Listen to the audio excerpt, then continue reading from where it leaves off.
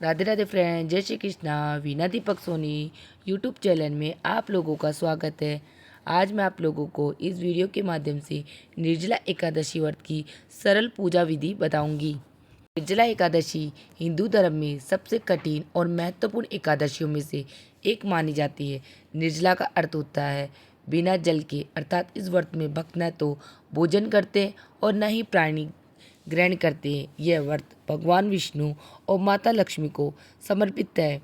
मान्यता है कि इस एकादशी का व्रत करने से हमें साल की 24 एकादशियों का पुण्य एक ही एकादशी में प्राप्त हो जाता है, क्योंकि इस एकादशी को सर्वप्रथम भीम ने भगवान विष्णु की कृपा प्राप्त करने के लिए कहा की थी। इसीलिए इसे भीमसेन एकादशी के नाम से भी जाना जाता है। इस बार ये निर्जला एकादशी पर्व बड़ा ही महत्वपूर्ण है, क्योंकि इस बार ये 2 दिन तक मनाया जाएगा। एकादशी तिथि 6 जून को रात 2:15 से शुरू होगी और 7 जून को सुबह 4:47 पर समाप्त होगी। उदया तिथि के अनुसार के आधार पर हम व्रत 6 जून 2025 को बनाएंगे। वैष्णव संप्रदाय वाले लोग 7 जून को व्रत रखेंगे।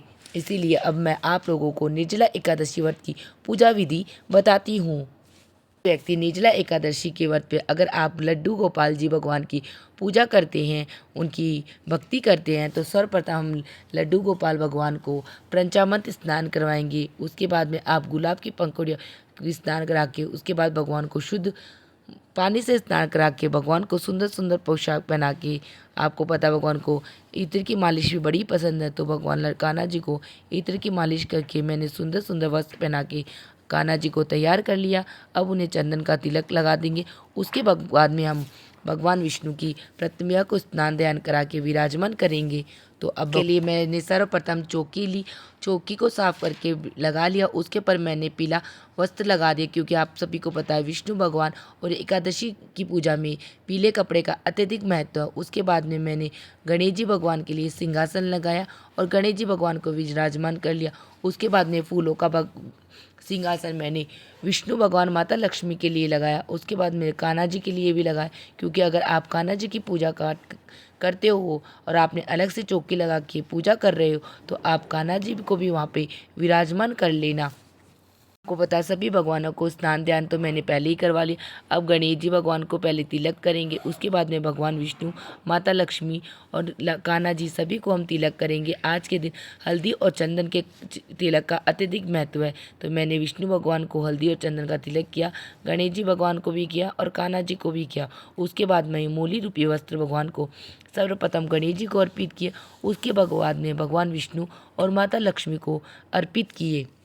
रूपी वस्त्र अर्पित करने के बाद में अब हम सर्वप्रथम भगवान की पूजा प्रारंभ करने से पहले हम घी का दिया प्रज्वलित करेंगे। तो मैंने घी का दिया प्रज्वलित कर लिया है और घी के दिए के अंदर भी मैंने थोड़े से तिल डाल दिए, क्योंकि आज के दिन तिल से एकादशी की पूजा विधि में तिल का अत्यधिक महत्व होता है। तो मैंने तिल के दिया प्रज्वलित किया। उसके बाद में भगवान विष्णु को, कान्हा जी को मैंने तुलसी दल अर्पित किया, क्योंकि आप सभी को पता है कि भगवान विष्णु की पूजा तुलसी दल के बिना संपन्न नहीं होती है। उसके बाद में मैंने भगवान गणेश जी को, लड्डू गोपाल को, भगवान विष्णु, माता लक्ष्मी को सभी को पुष्प अर्पित किए हैं।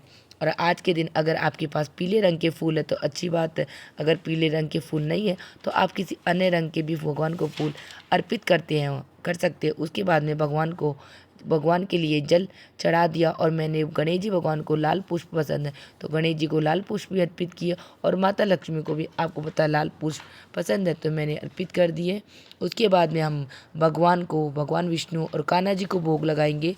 तो वो भोग मैंने कान्हा जी के भोग के ऊपर मैंने तुलसी पत्र रखा है। तो आप सबको पता है गणेश जी की तुलसी पत्र नहीं चढ़ता है, तो मैंने अलग अलग भोग रखा है। मैंने आम का भोग चढ़ाया है, उसके बाद में मैंने ऑरेंज का भोग चढ़ाया। तो मैंने सभी भोग अलग अलग रखे, क्योंकि कान्हा जी और विष्णु भगवान को बिना तुलसी दल के भोग नहीं लगता, लेकिन गणेश जी भगवान को तुलसी का भोग नहीं लगता। इसीलिए मैंने गणेश जी भगवान और कान्हा जी का अलग अलग भोग रखा है। और निर्जला एकादशी के व्रत में जल का दान सर्वप्रथम और सर्व पूजनीय होता है। तो इसके लिए मैंने एक कलश लिया, कलश में मैंने जल रखा है और चीनी का अत्यधिक महत्व है, तो मैंने कलश में चीनी न रख के कलश के ऊपर ही मैंने चीनी रख दी। उसके बाद में मैंने वस्त्र रखा, उसके बाद में मैंने फलों का दान कर दिया। तो यह सभी मैंने कलश, आप मिट्टी का कलश भी ले सकते हो, आप चाहे तो तांबे लोटे किसी का भी आज के दिन जल का दान अवश्य करना चाहिए। तो मैंने ले लिया। उसके बाद में मैंने भगवान को दक्षिणा स्वरूप कुछ भेंट कर दी है कि दक्षिणा भी देनी है कि भगवान कोई कमी रह गई है तो उसे पूरी करना। उसके बाद में धूप दिखा के मैंने भगवान की धूप प्रज्वलित करके भगवान को धूप दिखा दी है। उसके बाद में मैंने भगवान विष्णु, गणेश जी, लड्डू गोपाल सभी को तिल अर्पित किए। तिल अर्पित करने के बाद में अब हम लोग निर्जला एकादशी व्रत की कथा कहानी सुनेंगे। तो कथा कहानी के लिए मैंने एक लोटे में जल ले लिया और हाथ में मैंने थोड़े से तिल और पुष्प ले लिए। कथा कहानी सुनने के बाद में मैंने तिल तो कलश में डाल दिए कि सूर्य भगवान को अर्घ देंगे और पुष्प भगवान विष्णु को अर्पित कर दिया, क्योंकि निर्जला एकादशी व्रत की विधि में कथा कहानी का अत्यधिक महत्व है। क्योंकि कोई भी व्रत हो, वो पूजा तभी संपन्न होती है जब हम उसकी कथा कहानी सुन लेते हैं। कथा कहानी सुनने के बाद में अब हम सूर्य भगवान को अर्घ दे देंगे और जो हमने भगवान को पैसे चढ़ाए थे दान के लिए, तो वह पैसे और पानी का कलश, मैंगो, फ्रूट, चीनी, ये सभी चीज़ें हम दान कर देंगे। क्योंकि आज निर्जला एकादशी पर जल का दान सर्वपूर्ण होता है कि सभी एकादशियों में हम अन्न नहीं खा के फलाहार खाते हैं, लेकिन निर्जला एकादशी के व्रत में इसके नाम से ही पता चलना निर्जल, अर्थात व्यक्ति को जहाँ तक हो सके जल का भी त्याग करना चाहिए। उसके बाद में हम भगवान के सामने क्षमा याचना करेंगे। भगवान, हमारी पूजा में कोई कमी हो गई तो हमें हमारी कमी के लिए आप माफ़ करना। अब निर्जला एकादशी में भगवान गणेश, सर्वप्रथम तो हम गणेश जी भगवान की आरती करेंगे और उसके बाद में भगवान विष्णु और माता लक्ष्मी की आरती करने के बाद में हम दिए के ऊपर से 3 बार आचमन करके जल छोड़ेंगे कि भगवान हमारी पूजा को आप स्वीकार करना। हमसे कोई गलती हो गई तो हमें उसके लिए आप माफ़ कर देना। तो आज के दिन आपको अपने मन को अत्यधिक पवित्र और शुद्ध भी रखना है, ना किसी के प्रति द्वेष भावना रखना है, क्योंकि एकादशी व्रत का पूर्ण फल हमें अच्छे भाव और निष्ठा रखने से ही प्राप्त होते हैं। और रात को हमें भगवान विष्णु के भजन कीर्तन ये सभी भी करने चाहिए, क्योंकि एकादशी व्रत में भजन कीर्तन का अत्यधिक महत्व है। उसके साथ भी आप विष्णु भगवान का विष्णु सहस्त्र का पाठ अवश्य करें। विष्णु सहस्त्र का पाठ करने के बाद में ओम भगवते वासुदेवाय इस मंत्र का उच्चारण करते हुए आप 108 बार एक बार माला जरूर फेरना। इस प्रकार आप निष्ठा भक्ति के साथ निर्जला एकादशी व्रत की पूजा विधि करते हो तो आपकी मन की जो भी इच्छा है, मनोकामना, वह सभी भगवान विष्णु और माँ लक्ष्मी पूरी करती है। पूजा के बाद गरीबों और जरूरतमंदों को जल, भोजन, वस्त्र या धन का दान अवश्य करना चाहिए। निर्जला एकादशी व्रत पर जितना हो सके हमें उतना दान अवश्य करना चाहिए और जल का दान तो सर्वप्रथम जरूर करना चाहिए, क्योंकि इस एकादशी का मतलब होता है निर्जल रहना। बिना जल के ही पूरा दिन निकालना चाहिए, लेकिन साथ ही आप लोगों को अपने स्वास्थ्य का ध्यान भी रखना चाहिए।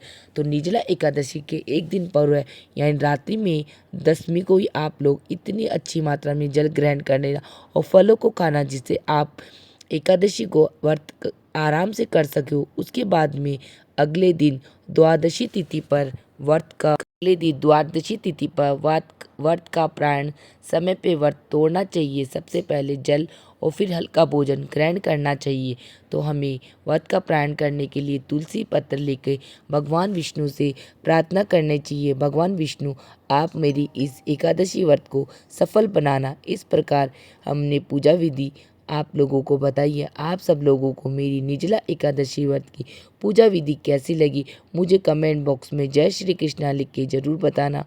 और वीडियो पसंद आई तो वीडियो को लाइक करना और चैनल को सब्सक्राइब करना, जिससे आने वाली वीडियो का नोटिफिकेशन आप लोगों को मिल सके। वीडियो देखने के लिए आप सभी का धन्यवाद। मिलते हैं नेक्स्ट वीडियो में। जय श्री कृष्णा, राधे राधे दोस्तों।